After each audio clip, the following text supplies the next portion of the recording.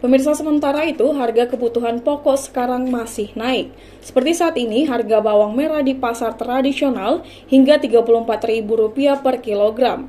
Naiknya harga bawang merah ini membuat para pedagang dan pembeli terus mengeluh. Seperti kita ketahui, kebutuhan pokok seperti pangan adalah kebutuhan yang sangat dibutuhkan untuk mencukupi kebutuhan sehari-hari. Di Pasar Impres Kota Lubuk Linggau, khususnya banyak pedagang sembako mengeluh dengan naiknya harga sembako saat ini. Harga kebutuhan pokok yang masih belum stabil membuat banyak masyarakat khususnya warga Kota Lubuk Linggau mengeluh. Selain harga minyak yang masih mengalami polemik di berbagai kalangan masyarakat, harga bawang merah di pasar tradisional mengalami kenaikan harga hingga Rp34.000 per kilogram. Karena awalnya harga bawang merah hanya Rp27.000 per kilogram, harga bawang merah yang melambung tinggi membuat pedagang mengeluh. Etik pedagang mengatakan harga sembako sedang mengalami kenaikan. Selain minyak goreng yang masih kosong saat ini, harga bawang merah mengalami kenaikan sebesar Rp34.000 per kilogram. Naiknya harga tersebut banyak pembeli yang mengeluh, karena pembeli yang biasa membeli banyak saat ini mengurangi barang yang dibelinya. Kalau untuk sembako itu yang naiknya banyak, dari harga minyak, gula, tepung, sagu itu naik galau.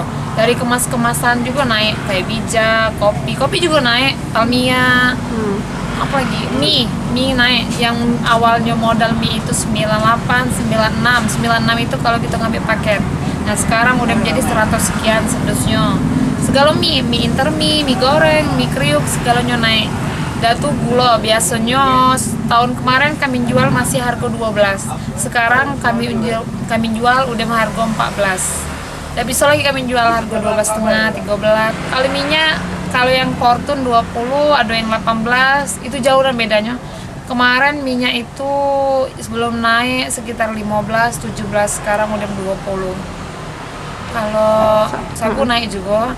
Sagu biasanya sagu itu 8.000, sekarang udah 9,5. Kalau cabe rawit, cabe setan yang naik.